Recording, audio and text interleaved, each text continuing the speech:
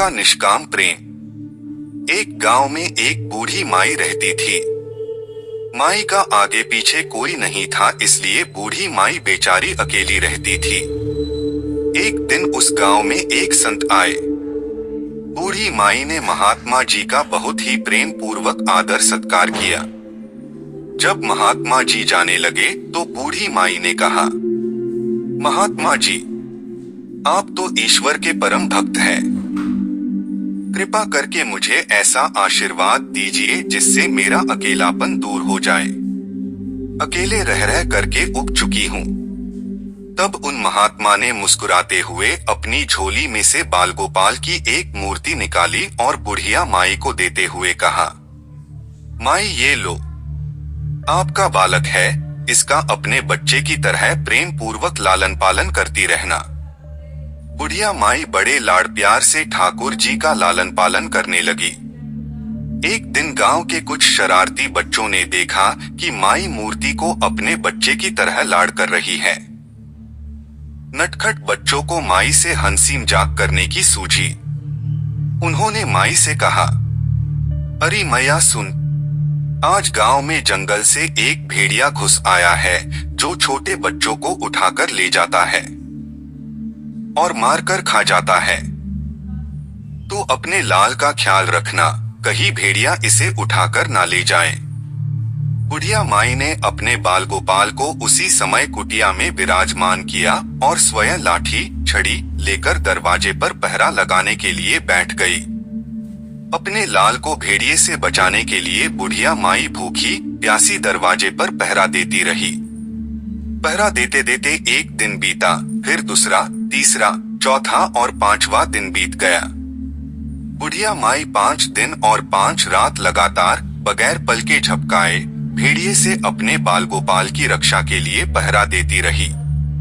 उस भोली भाली मैया का यह भाव देखकर ठाकुर जी का हृदय प्रेम से भर गया। अब ठाकुर जी को मैया के प्रेम का प्रत्यक्ष रूप से आस्वादन करने की इच्छा हुई। भगवान बहुत ही सुंदर रूप धारण कर वस्त्राभूषणों से सुसज्जित होकर माई के पास आए। ठाकुर जी के पांव की आहट पाकर माई डर गई कि कहीं दुष्ट भेड़िया तो नहीं आ गया मेरे लाल को उठाने। माई ने लाठी उठाई और भेड़िए को भगाने के लिए उठ खड़ी हुई। तब श्याम सुंदर ने कहा, मैया मैं हूँ, मैं तेरा वही बालक हूँ जिसकी तुम रक्षा करती हो। माई ने कहा, क्या? चल हट, तेरे जैसे बहुत देखे हैं, तेरे जैसे सैकड़ों अपने लाल पर न्यौछावर कर दूं, अब ऐसे मत कहियो। चल भाग जा यहाँ से। ठाकुर जी मैया के इस भाव और एकनिष्ठता को देखकर बहुत ज्यादा प्रसन्न हो गए। ठाकुर जी मैया से बोले, अरे मेरी भोली मैया, मैं त्रिलोकीनाथ भगवान हूँ, मुझसे जो चाहे वर मांग ले, मैं तेरी भक्ति से प्रसन्न हूँ। बुढ़िया माई ने कहा, अच्छा आप भगवान हो, मैं आपको 100 प्रणाम करती हूँ। कृपा कर मुझे यह वरदान दीजिए कि मेरे प्राण प्यारे लाल को भेड़िया न ले जाए। अब ठाकुर जी और ज्यादा प्रसन्न होते हुए बोले, तो चल मैया, मैं तेरे लाल को और तुझे अपने निज धाम लिए चलता हूँ, वहाँ भेड़िए का कोई भय नहीं है। इस तरह प्रभु बुढ़िया माई को अपने निज धाम ले गए। भगवान को पाने का सबसे सरल मार्ग है, भगवान को प्रेम करो, निष्काम प्रेम, जैसे बुढ़िया माई ने किया। हमें अपने अंदर बैठे ईश्वरीय अंश की काम, क्रोध, लोभ, मोह और अहंकार रूपी भेड़ियों से रक्षा करनी चाहिए।